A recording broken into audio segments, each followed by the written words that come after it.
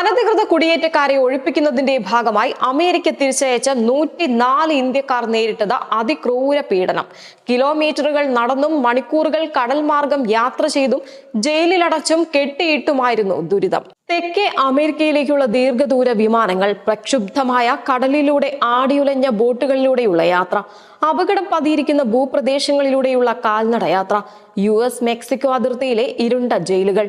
America തിരിച്ചയച്ച അനധികൃത കുടിയേറ്റക്കാരായ 104 ഇന്ത്യക്കാർ കടന്നുപോയത് ഒരു ദുസ്വപ്നം പോലെയുള്ള അനുഭവങ്ങളിലൂടെയാണ്. തൊഴിൽ വിസ എന്ന ഏജന്റുമാരുടെ വാഗ്ദാനത്തിൽ അകപ്പെട്ട് ഒടുവിൽ വഞ്ചിതരായി ദുരിതങ്ങൾ മാത്രം നിറഞ്ഞ വഴിയിലൂടെയാണ് ഇവരിൽ മിക്കവരും US-ലെത്തിയത്. ഒരു ഏജന്റിന് 44 ലക്ഷം രൂപ നൽകിയെന്നും അയാൾ തനിക്ക് US-ൽ തൊഴിൽ വിസ വാഗ്ദാനം ചെയ്തതായും പഞ്ചാബിലെ ഹോഷിയാർപൂർ ജില്ലയിലെ തഹ്ലി ഗ്രാമത്തിൽ നിന്നുള്ള ഹർവീന്ദർ സിംഗ് പറയുന്നു. അവസാന നിമിഷമാണ് വിസ ലഭിച്ചില്ലെന്ന് ഏജന്റ് അറിയിച്ചത്. പിന്നീട് ഡൽഹിയിൽ നിന്ന് ഖത്തറിലേക്കും അവിടെ നിന്ന് ബ്രസീലിലേക്കും വിമാനം കയറ്റിവിട്ടു. ബ്രസീലിലെത്തിയപ്പോൾ പെറുവിൽ നിന്നൊരു വിമാനം വരാനുണ്ടെന്നും അതിൽ കയറ്റി വിടാമെന്നും പറഞ്ഞു. പക്ഷേ അങ്ങനെയൊരു വിമാനം ഉണ്ടായിരുന്നില്ല. പിന്നീട് ടാക്സി കാറിൽ കൊളംബിയയിലേക്കും അവിടെ നിന്ന് പനാമയിലേക്കും പോയി. തങ്ങളെ കൊണ്ടുപോകാൻ അവിടെ ഒരു കപ്പൽ വരുമെന്ന് പറഞ്ഞു.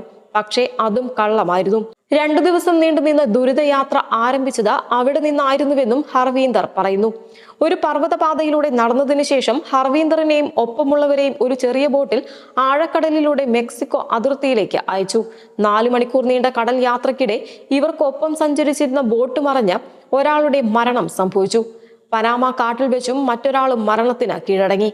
ദാരാപൂർ ഗ്രാമത്തിലെ സുഖ്പാൽ സിംഗിനും സമാനമായ ഒരു പരീക്ഷണമാണ് നേരിടേണ്ടി വന്നത്. കടൽ മാർഗം 15 മണിക്കൂർ യാത്ര ചെയ്തു. ആഴമേറിയ താഴ്വരകളാൽ ചുറ്റപ്പെട്ട കുന്നുകൾക്കിടയിലൂടെ 45 കിലോമീറ്റർ ദൂരം നടന്നു. വഴിയിൽ നിരവധി മൃതദേഹങ്ങൾ കണ്ടതായും സുഖ്പാൽ പറയുന്നു. ഇതിനിടയിൽ ജലന്ധർ ജില്ലയിൽ നിന്നുള്ള ഒരാൾ മെക്സിക്കോയിൽ പിടിയിലായി. US അതിർത്തി കടക്കുന്നതിന് തൊട്ടു മുൻപായിരുന്നു അത്. തങ്ങളെ 14 ദിവസം ഇരുണ്ട ജയിലിലാണ് പാർപ്പിച്ചത്. ആ ദിവസങ്ങളിൽ സൂര്യന്റെ വെളിച്ചം പോലും കണ്ടില്ലെന്നും ഇദ്ദേഹം പറഞ്ഞു. അനധികൃത കുടിയേറ്റക്കാരെ ഒഴിപ്പിക്കുന്നതിന്റെ ഭാഗമായി അമേരിക്ക തിരിച്ചയച്ച 104 ഇന്ത്യക്കാരുമായി US സൈനിക വിമാനം C-17 കഴിഞ്ഞ ദിവസമാണ് പഞ്ചാബിലെ അമൃത്സറിലെത്തിയത്. ന്യൂസ് ഡെസ്ക്, സെഡ്കോ ന്യൂസ്.